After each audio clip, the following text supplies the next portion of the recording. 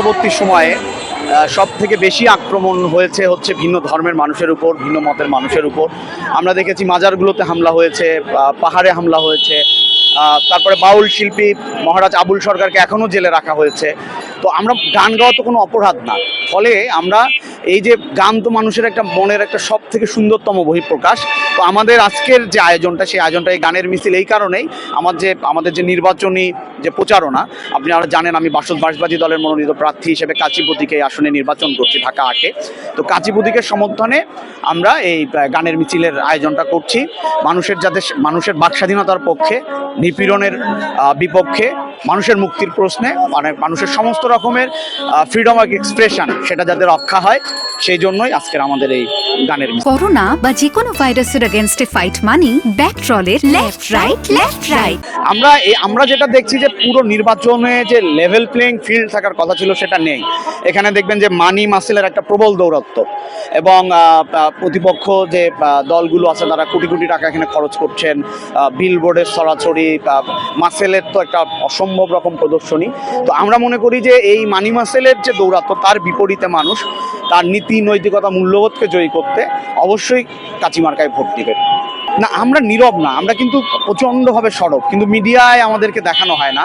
কারণ এখানে social media থেকে যে শুরু করে বাকি যে মিডিয়ামগুলো আছে, মেইন স্ট্রিম মিডিয়ামগুলো আছে, সেগুলোর অ্যালগরিদম পর্যন্ত নিয়ন্ত্রিত হয়। মানে কোনটা রিল কখন আজকে ফেসবুকে যাবে সেটাও আজকে নিয়ন্ত্রিত।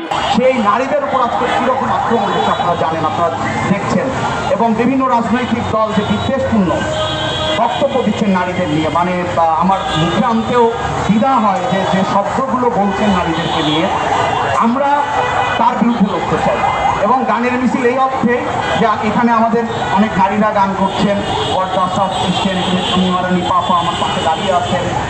আমাদের এটা আনন্দের যে আমরা যত ক্ষুদ্রই হোক আমাদের এই প্রয়াস, কিন্তু আমরা এই যে নিপীড়ন, এই যে একটা মানুষের যে সমস্ত রকম মত প্রকাশের অধিকারকে টুপিচিপে ধরতে চাওয়া, গানের উপর, মানে এবার আপনারা জানেন শীতের মৌসুম গেল, কত বাউলদের যে শো বাতিল হয়েছে তার ইয়ত্তা নেই, মাজারের উপর হামলা হচ্ছে, আমরা কিন্তু তার বিরুদ্ধে লড়তে চাই। এটা খুব পপুলার ব্যাপার না, যে মানে কিন্তু পপুলার ব্যাপার না বলে মানে ন্যায্য ব্যাপার, তো গান গাওয়া তো আর অপরাধ না। ফলে আমাদের এই গানের মিছিল এখান থেকে যাত্রা শুরু হলো। এটা আমরা এরপর এতে যাব, শহীদ মিনার হয়ে পল্টন যাব, পল্টন হয়ে আমরা দৈনিক বাংলা হয়ে বলাকা হয়ে মতিঝিল, তারপর মতিঝিল আইডিয়ালের সামনের যে গলি ওখানে ফকরাপুর বাজারের মোড়ে যাব আমরা। এরপরে আমরা শাহজাহানপুরের দিকে যাব, শাহজাহানপুর হয়ে মগবাজার হয়ে আমরা আমাদের গানের মিছিল নিয়ে শান্তিনগর আসবো, শান্তিনগর এসে কাকরাইল হয়ে আমরা শিল্পকলা একাডেমিতে আমাদের এই গানের মিছিল সেটা আমরা শেষ করবো। আমাদের